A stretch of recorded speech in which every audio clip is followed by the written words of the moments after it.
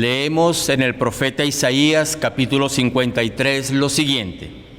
¿Quién ha creído a nuestro anuncio y sobre quién se ha manifestado el brazo de Jehová? Subirá cual renuevo delante de él y como raíz de tierra seca. No hay parecer en él ni hermosura. Le veremos, mas sin atractivo para que le deseemos. Despreciado y desechado entre los hombres, varón de dolores, experimentado en quebranto, y como que escondimos de él el rostro, fue menospreciado y no lo estimamos. Ciertamente llevó él nuestras enfermedades y sufrió nuestros dolores, y nosotros le tuvimos por azotado, por herido de Dios y abatido. Mas él herido fue por nuestras rebeliones, molido por nuestros pecados. El castigo de nuestra paz fue sobre él, y por su llaga fuimos nosotros curados. Todos nosotros nos descarriamos como ovejas, cada cual se apartó por su camino, mas Jehová cargó en él el pecado de todos nosotros.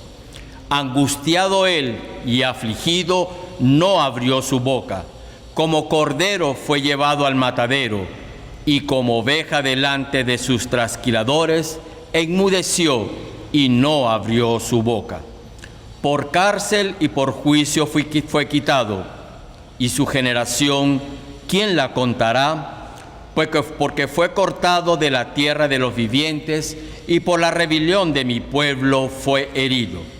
Y se dispuso con los impíos su sepultura, mas con los ricos fue en su muerte, aunque nunca hizo maldad, ni hubo engaño en su boca. Con todo eso, Jehová quiso quebrantarlo, sujetándole a padecimiento. Cuando haya puesto su vida en expiación por el pecado, verá linaje, vivirá por largos días, y la voluntad de Jehová será en su mano prosperada. Verá el fruto de la aflicción de su alma y quedará satisfecho. Por su conocimiento justificará mi siervo justo a muchos, y llevará las iniquidades de ellos. Por tanto, yo le daré parte con los grandes, y con los fuertes repartirá despojos, por cuanto derramó su vida hasta la muerte, y fue contado con los pecadores, habiendo él llevado el pecado de muchos y orado por los transgresores. Oremos. Buen Dios, en estos momentos queremos expresarte nuestra gratitud y la alabanza que solo tú mereces por el sacrificio de tu Hijo en la cruz a favor de nosotros. Gracias, Señor, por demostración tan inmensa de amor para con los que tú has creado. Rogamos que tu Espíritu Santo nos guíe día a día a entenderlo, reconocerlo, aceptarlo y ser digno de tal manifestación. Una vez más, recibe nuestra alabanza, nuestra gratitud, en el nombre de Jesús, tu Hijo. Amén. Bienvenidos.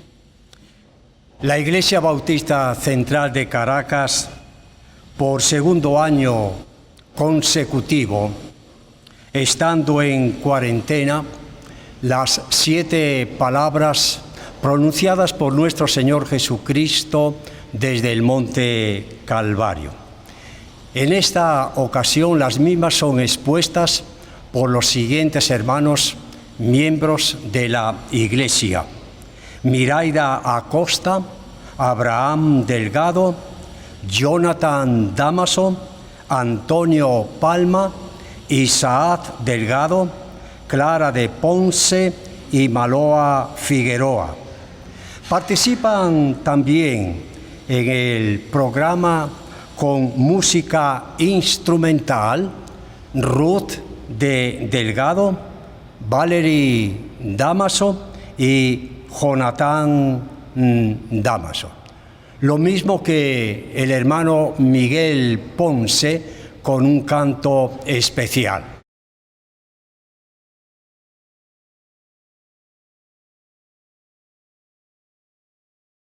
La primera palabra. El Evangelio según Lucas registra en el capítulo 23, verso 34. Y Jesús decía: Padre, perdónalos, porque no saben lo que hacen. La palabra misericordiosa. Esta frase, dirigida a su Padre en íntima comunión con Él, es expresada en forma de oración. Muestra absoluta de dependencia en el poder de su Padre y reconocimiento de su papel en la salvación. Cristo ora a favor de los responsables de aquel abominable hecho y específicamente por los agresores y aquello que les separaba de ellos, el pecado. Los soldados que le azotaron se burlaron de él y le clavaron a la cruz. Pide por los ancianos del pueblo, los principales sacerdotes, los escribas y demás miembros del concilio, los gobernantes y por aquellos que gritaban, crucifícalo. Oraba por los discípulos que huyeron despavoridos. Como Pedro explicó, toda la casa de Israel crucificó a Cristo.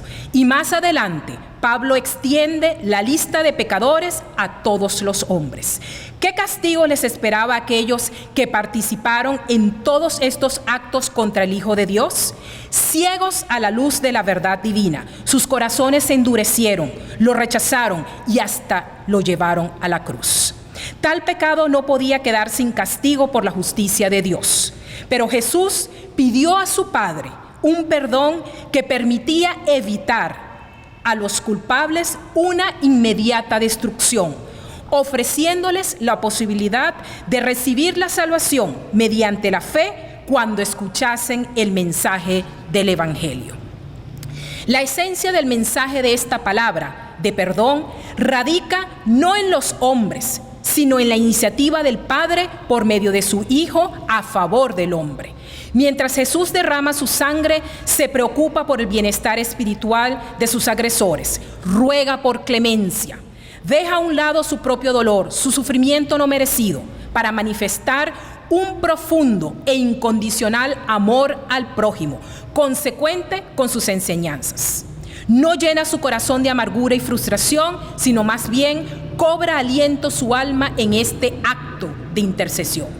Perdónales este pecado, no se los agregues a su lista personal, borra toda memoria de esta falta, aun cuando la responsabilidad de su muerte descansaba merecidamente en aquellos que habían dicho, su sangre sea sobre nosotros y sobre nuestros hijos. Una expresión de infinita compasión, un acto de pura gracia. No eran conscientes del alcance total de su maldad, no lo reconocieron como el verdadero Mesías. Pedro señala, sé que por ignorancia lo habéis hecho, como también vuestros gobernantes. Sin embargo, la ignorancia no es inocencia. Parte del fruto de esta maravillosa intercesión se vio en la salvación de miles de personas en Jerusalén, semanas después en el Pentecostés. En la cruz, Jesús enseña que es posible perdonar a los que nos ofenden, aun cuando nuestro agresor no nos pida perdón. Esteban, bajo la furia de las piedras que lo estaban matando, fue el primero en imitar el modelo establecido por su Maestro y Señor. Al cristiano se le pide confesar sus pecados delante del Padre, una actitud que debe permanecer durante toda la vida. El perdón no pretende hacernos moralmente perfectos, sí restaurar nuestra comunión con Dios y también convertirnos en perdonadores, removedores de barreras por medio del Espíritu Santo. Jesús muere perdonando. Todo el acto salvífico en la cruz simboliza el perdón divino. Pero era conveniente hacer explícito este perdón con palabras claras, audibles, contundentes, con una fuerza emocional arrolladora y una autoridad espiritual definitiva. Al exclamar, Padre, perdónalos, Jesús verbaliza el sentido de su venida a este mundo. La petición de perdón se refería a los que de forma directa le estaban humillando en aquel momento, pero también, siendo un acto único y trascendental en la historia, estaría al alcance de toda la humanidad. Y esta es nuestra esperanza y nuestro gozo. Al corazón contrito y humillado no despreciarás tú, oh Dios. Salmo 51, 17. La segunda palabra de nuestro Señor Jesús en la cruz fue la palabra de la compasión. De cierto te digo que hoy estarás conmigo en el paraíso. Lucas 23, versículo 43. En esta etapa de nuestro Señor en la cruz, apreciamos una vez más la nobleza, la ternura, en la conmiseración, en la compasión que tiene por el mal que padecen los seres humanos, y en este caso que tuvo por el malhechor arrepentido. Jesucristo es y fue como hombre el mayor ejemplo en palabras y en hechos de amor y compasión por los demás, tal y como lo demostró con la mujer adúltera, con el paralítico, con el siervo del centurión y muchos otros casos. Pero volviendo al momento en que Jesús conversó con uno de los dos ladrones crucificados junto a él, a su izquierda y a su derecha, desglosamos 3 puntos. El primero, la ternura de Cristo. Y leo rápidamente Lucas 23, del 39 al 43. Y uno de los malhechores que estaban colgados le injuriaba, diciendo: si tú eres el Cristo, sálvate a ti mismo y a nosotros. Respondiendo el otro le reprendió, diciendo: ¿ni aún temes tú a Dios estando en la misma condenación? Nosotros, a la verdad, justamente padecemos, porque recibimos lo que merecieron nuestros hechos, mas éste ningún mal hizo. Y dijo a Jesús: acuérdate de mí cuando vengas en tu reino. Entonces Jesús le dijo: de cierto te digo que hoy estarás conmigo en el paraíso. Jesús, al escuchar estas palabras, y no solo escucharlas de su boca, sino también de su corazón, sintió gran compasión por la situación en la que se encontraba este sujeto. Y como la definición de la palabra ternura dice, sintió un cariño entrañable por él. Nuestro Señor y Salvador cargaba con los pecados de la humanidad entera y sufría a su vez físicamente la peor de las muertes, de las más humillantes. Él sentía, a pesar de no haber pecado nunca, lo que sentía el malhechor en ese duro momento. Generalmente se siente conmiseración por alguien que está en una situación absolutamente peor. Pero este no era el caso. Jesús se sacrificó por amor a la humanidad, pero su paso por la cruz fue totalmente inmerecido. Aún así, en una circunstancia incluso más miserable que la del malhechor, Jesús sintió compasión por él. El punto número 2, fortaleza, esperanza en la debilidad. La promesa que Jesús le hizo al delincuente, sin lugar a dudas, dio fortalezas y revivió las esperanzas que parecían estar perdidas. El ladrón no pidió estar con Jesús, pidió que Jesús se acordara de él en su reino venidero.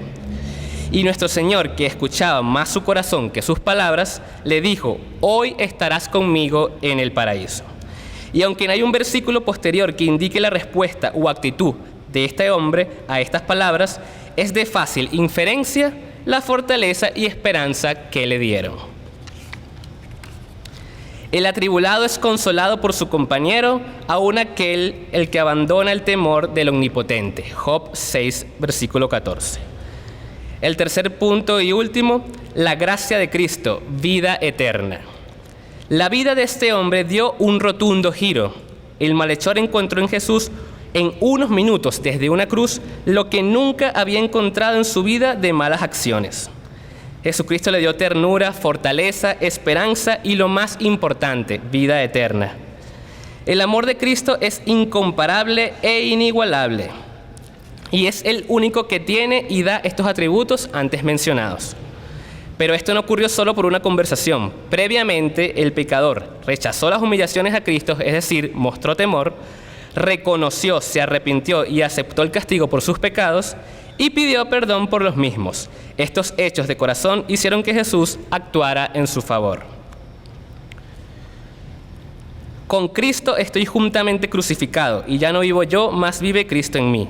Y lo que ahora vivo en la carne, lo vivo en la fe del Hijo de Dios, el cual me amó y se entregó a sí mismo por mí. Gálatas 2:20. La compasión de nuestro Señor y Salvador Jesús jamás será igualada. Él siente lo que sentimos, es nuestro compañero fuerte en los momentos más débiles y nos da mucho más de lo que esperamos. Confía en que si se lo pides, estarás con Él en el paraíso, en su reino venidero por la eternidad. Tercera palabra. He ahí tu hijo, he ahí tu madre. Leemos en Juan 19, del 25 al 27. Estaban junto a la cruz de Jesús su madre y la hermana de su madre, María, mujer de Cleofas, y María Magdalena. Cuando Jesús vio a su madre y al discípulo a quien él amaba, que estaba presente, dijo a su madre: «Mujer, he ahí tu hijo». Después dijo al discípulo: «He ahí tu madre». Y desde aquella hora el discípulo la recibió en su casa. Jesús fue un maestro por excelencia, porque enseñaba no solo con sus palabras, sino también con sus hechos, como quien tiene autoridad. Su actuar como líder, como hijo de Dios, y en este caso muy particular como hijo carnal de una madre, incluso estando en los momentos más duros de su vida, son ejemplos dignos de imitar que trascienden en el tiempo y siguen teniendo vigencia hoy en día. Pongamos en contexto esta escena. María, la madre de Jesús, posiblemente había enviudado. Se cree que José había muerto quizás muchos años antes de este evento. Y aun cuando en la Biblia se mencionan los hermanos de Jesús llamados Jacobo, José, Judas y Simón, probablemente estos no creyeron que él era el Mesías y no le siguieron, como se da a entender anteriormente en el mismo libro de Juan, capítulo 7, versículo 5. Aquella época era especialmente complicada para las viudas, y si éstas no se casaban posteriormente, quedaban al cuidado de sus hijos. De hecho, la Biblia las incluye, como en múltiples oportunidades, con otros grupos también vulnerables como los huérfanos y los pobres. Jesús tenía muy presente todo esto. Además, él sabía el dolor inmenso que su madre iba a sentir cuando viera su muerte como hijo y Señor, y no quiso dejarla a la deriva. Escoge para encargarla a su cuidado antes que a sus hermanos carnales, a su discípulo amado, que se deduce que es el apóstol Juan. Este es hijo de Zebedeo y Salomé, quien a su vez era hermana de María, haciéndolo entonces a él su sobrino. Este obedeció a Jesús y desde aquel mismo momento, dice la Biblia, la recibió en su casa y cuidó de ella. Aquí vemos tanto la importancia de las relaciones familiares terrenales, incluyendo por supuesto el deber de los hijos de cuidar de sus padres, como el amor cristiano para apoyarse en los momentos difíciles y estimularse al amor y a las buenas obras. En ocasiones es más provechosa y reconfortante la compañía de alguien de la familia de la fe que de un familiar de sangre pero inconverso. Vale destacar que también de todos sus seguidores solo estaban presentes en ese momento su discípulo Juan y las 4 mujeres, que vale acotar también que en las que estaba incluida, por cierto, Salomé, la hermana de María y madre de Juan. Estas fueron quienes lo acompañaron durante su momento de crucifixión y muerte. Cuando todos se alejaron, quizás por miedo, tristeza o desesperanza, ellos mostraron fidelidad a su maestro y amor por su amigo e hijo respectivamente. Debió ser sumamente difícil permanecer en pie frente a la cruz, viendo sufrir a Jesús, ser humillado y morir por ti, más aún siendo tu propio hijo. Todos conocemos lo precioso que es el amor de una madre. Cuando no podemos hacer más por alguien que sufre, a veces acompañar y orar puede hacer la diferencia. Y pidámosle también a Dios que siempre nos ayude a serle fiel a Él en toda circunstancia, por más difícil o aterradora que sea. Recordamos el pasaje de Mateo 10:32 en la Nueva Biblia Viva. Si alguno declara ante la gente que es mi seguidor, yo le declararé a su favor ante mi Padre que está en los cielos. Jesús desea nuestro bienestar y sabe cuando estamos afligidos.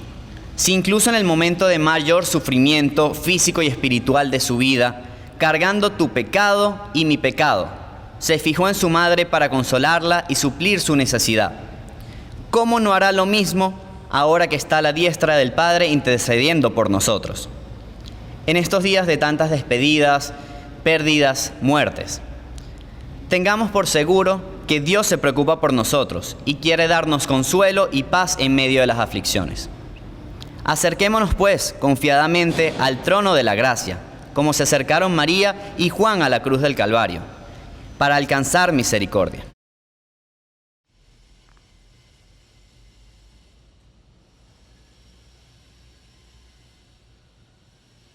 Vamos a escuchar de inmediato un canto especial a cargo de nuestro hermano Miguel Ponce.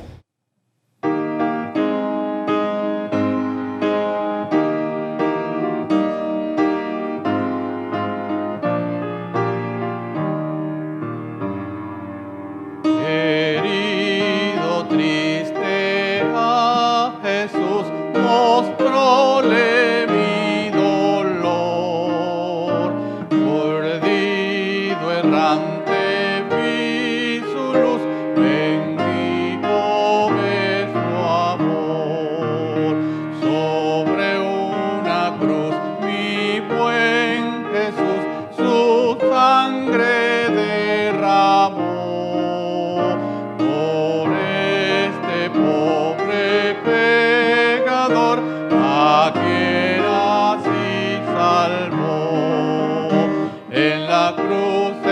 la cruz, yo primero vi la luz, y las manchas de mi alma yo lavé.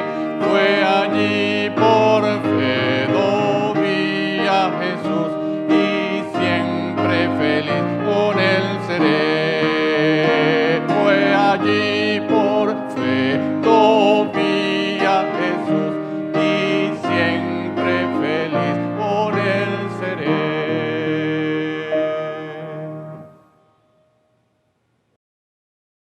Cuarta palabra de Jesús en la cruz. En el Evangelio según San Mateo, capítulo 27, está registrado: cerca de la hora novena, Jesús clamó a gran voz diciendo: Elí, Elí, lama sabactani, esto es, Dios mío, ¿por qué me has desamparado? He aquí un hombre que lanza un clamor sintiendo soledad, sintiéndose solo, y ese hombre fue Jesucristo, el hombre más solo durante 3 horas. 3 horas de soledad, 3 horas llevando sobre sí todo el peso del pecado de la humanidad, llevando sobre sí toda la carga que ha debido llevar usted y que he debido llevar yo. Él la llevó sobre sí para pagar el precio de nuestra salvación. El Señor Jesucristo, sin embargo, no dudó en tomarla, en cumplir la tarea para la cual vino a este mundo, como era la de llevar adelante el plan de redención de los pecadores. Todos nosotros nos descarriamos como ovejas, como dice allá en Isaías. Todos nosotros nos descarriamos como ovejas, mas Jehová cargó en él el pecado de todos nosotros. Sí, Señor, el pecado de todos nosotros fue puesto sobre el Señor Jesucristo, y él estoicamente llevó todo el peso de ese pecado. Y hoy nosotros podemos disfrutar de que él lo sufrió todo por nuestra redención. El único que podía llevar adelante el plan de redención de los pecadores fue el Señor Jesucristo. Dios estaba en Cristo reconciliando consigo al mundo. Dios no quiso que el mundo se perdiera, que el hombre se perdiera, sino que procedió a proveerle de uno que tomara sobre sí todo el precio de nuestro pecado. Al que no conoció pecado, por nosotros lo hizo pecado, para que nosotros fuésemos hechos justicia de Dios en él. En otras palabras, la justicia que ha de cumplirse en nosotros, la cumplió el Señor Jesucristo. Y nosotros hoy podemos disfrutar de que tenemos salvación, de que podemos un día, el día que el Señor nos llame a su presencia, iremos a Él en la seguridad de que todo fue pagado por nosotros. El Señor Jesús pagó la deuda que teníamos con el Padre, y hoy nosotros ya no, esa deuda está saldada, y gracias al sacrificio realizado por el Señor Jesús en la cruz del Calvario, hoy nosotros ya no tenemos que pagar nada porque todo fue pagado. Así que, ¿qué harás con Jesús? Harás lo mismo que yo hice. Ojalá que así sea. Que Dios nos bendiga. Quinta palabra del Señor Jesús en la cruz. Sed tengo. Después de esto, sabiendo Jesús que ya todo estaba consumado, dijo, para que la Escritura se cumpliese: tengo sed. Evangelio según San Juan, capítulo 19, versículo 28. Dicho texto contiene la más breve de las 7 palabras de Cristo en el Calvario, pero con una profundidad tan grande como para escribir 15 páginas. Podríamos especular un poco y pensar que parte de esta exclamación, sed tengo, se refería a una necesidad espiritual, de forma implícita, lo cual podría ser válido. Pensar que la única sed que sentía Jesús era la sed natural es muy difícil. No pensar que Cristo estaba también sediento de salvar a los hombres también resulta difícil. Pero en esta oportunidad vamos a ver esta palabra del Señor como explícitamente está en el texto. Jesús estaba expresando una necesidad física. Necesidad que nos enseña la verdadera humanidad de Cristo.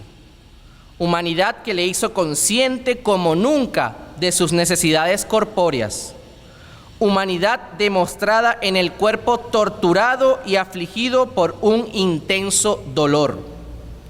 Humanidad demostrada en la queja desmayada de la expresión tengo sed. Humanidad que a su vez debe ser exaltada porque Él, siendo Señor de todo, tomó la forma de un siervo de carne y hueso 100% para expresar con voz desfalleciente, sed tengo. En esta quinta palabra quedó claramente demostrado que así como Jesús era 100% Dios, también era 100% hombre. Imaginemos muy reverentemente al Señor sufriendo los dolores físicos más intensos que puede experimentar un ser humano, aunado a no haber tomado agua por muchas horas, clavado en la cruz donde perdía sangre constantemente, con alta temperatura corporal provocada por todas sus heridas, lo que convertía su boca seca en fuego ardiente. Esta necesidad física es otra muestra fehaciente del amor maravilloso del Señor por nosotros. Amor que le llevó a padecer por ti y por mí, como estaba escrito que pasaría. ¿Acaso el Señor, siendo amo de todas las fuentes manantiales y ríos del mundo, no podía suplirse su necesidad tan grande de beber agua? Por supuesto que sí. Pero como muestra de ese amor perfecto para salvación de nuestros pecados, se colocó en situación de vergüenza, aceptando la humillación más vil que hasta vinagre le dieron de beber en lugar de agua. El pastor Charles Spurgeon, en alusión a esta quinta palabra, nos regala el siguiente párrafo. En cuanto a ustedes, tengan sed de perfección, tengan hambre y sed de justicia, pues serán saciados. Odien el pecado y aborrézcanlo de corazón.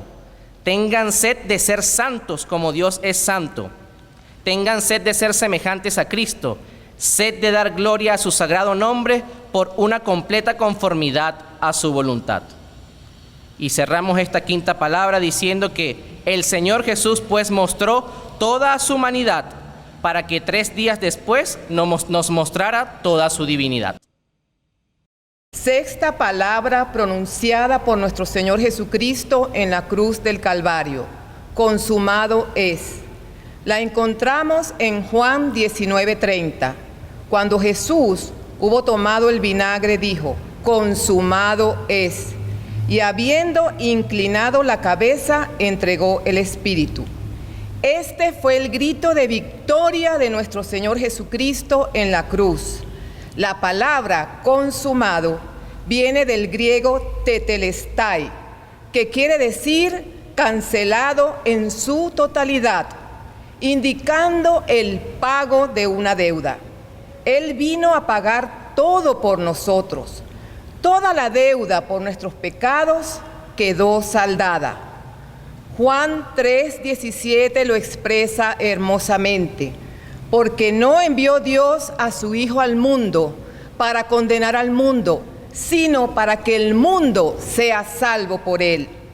¿Qué significa esta palabra tetelestai, consumado es?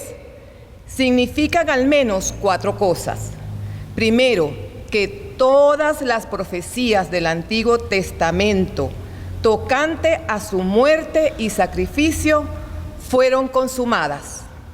La ley y los profetas se habían cumplido totalmente en nuestro Señor Jesucristo.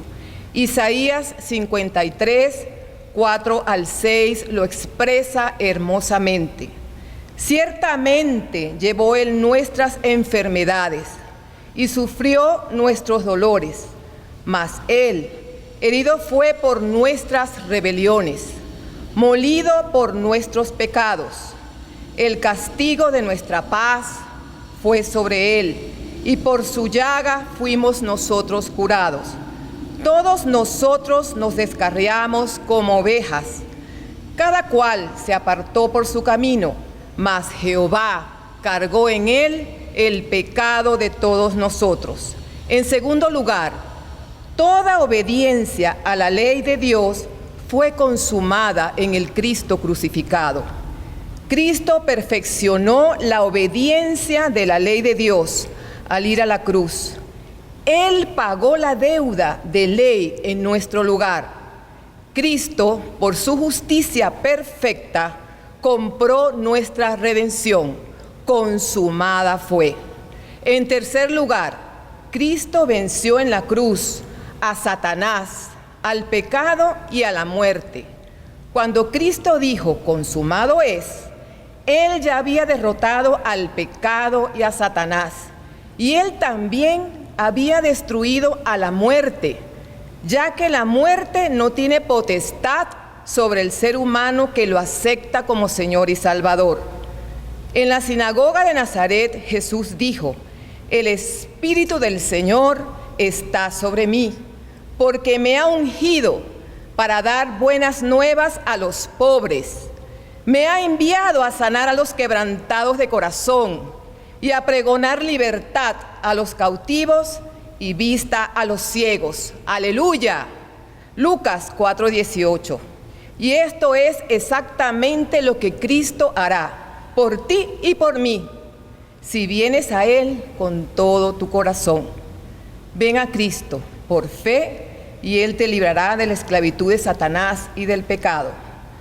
Todo lo que se necesitaba para que te librara fue consumado en la cruz. Y en cuarto lugar, toda la justicia de Dios fue satisfecha cuando Cristo murió en la cruz. Cuando Cristo clamó, consumado es, Él hizo la paz de Dios, entre Dios y el hombre.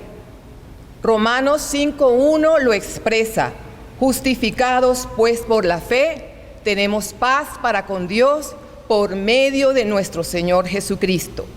Cuando confías en Jesús por fe, la justicia y el juicio de Dios ya no cuelgan sobre ti. Tú ya no eres contado por culpable ante los ojos de Dios.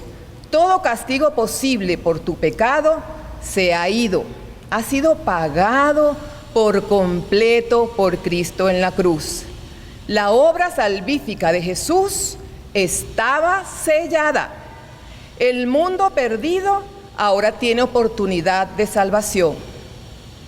Cristo te está haciendo una invitación. No lo rechaces. El que tiene sed, venga.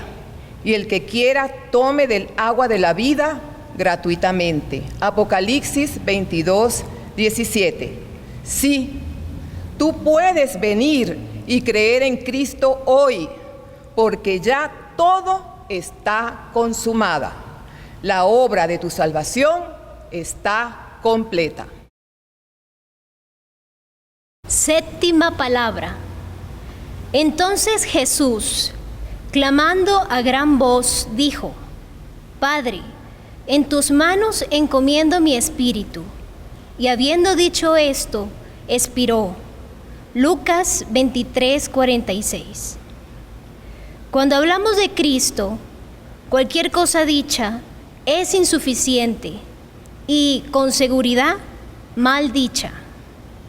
Oh profundidad de las riquezas de la sabiduría y de la ciencia de Dios, cuán insondables son sus juicios e inescrutables sus caminos. Porque ¿quién entendió la mente del Señor? Romanos 10:33-34. Ahora, Permítanme decirles algunas cosas sobre esta última palabra. Padre, en tus manos encomiendo mi espíritu.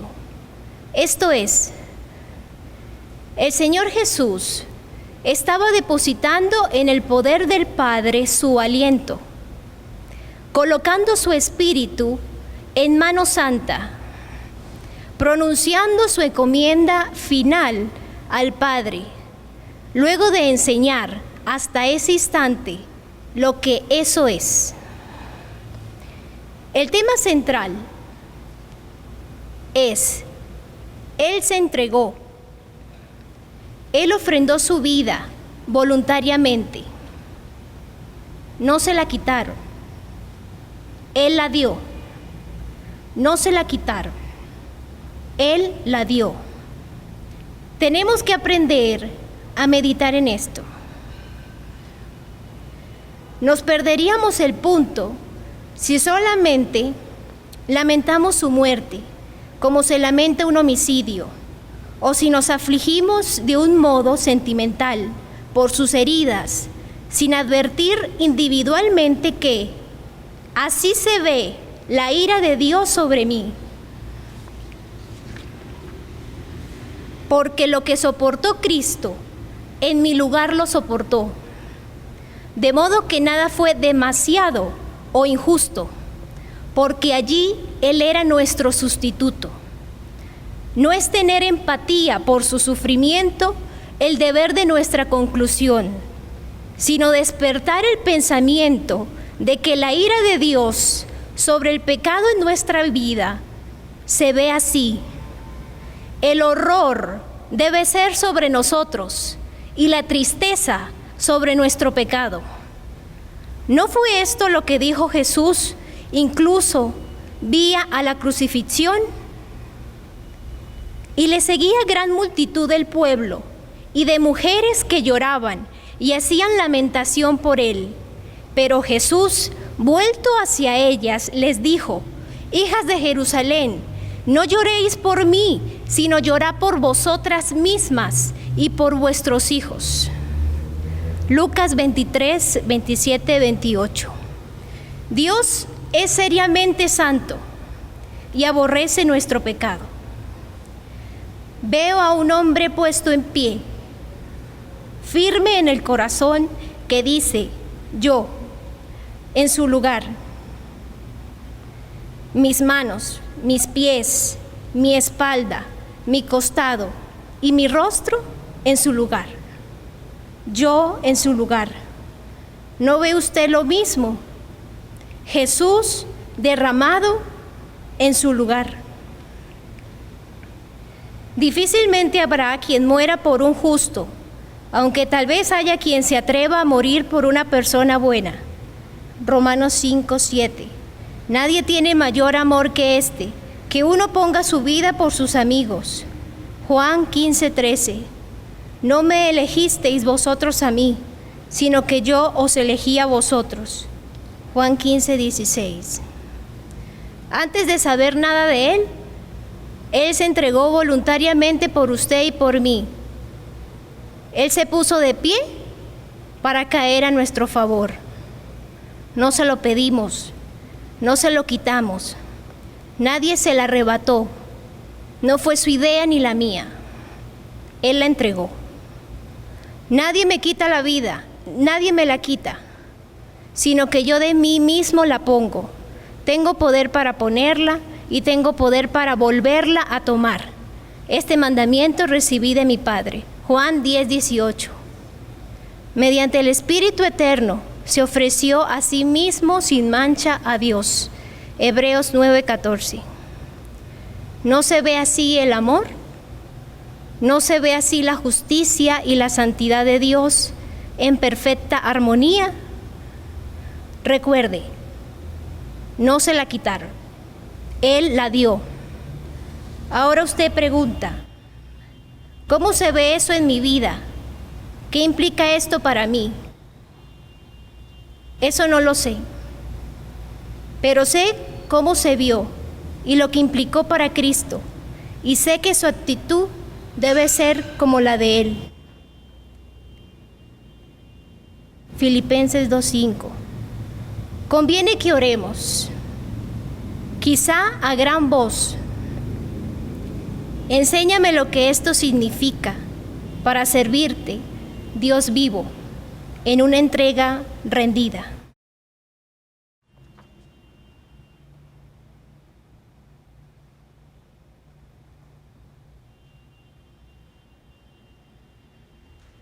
Clausuramos este programa nuevamente con música instrumental y que Dios les bendiga muy ricamente.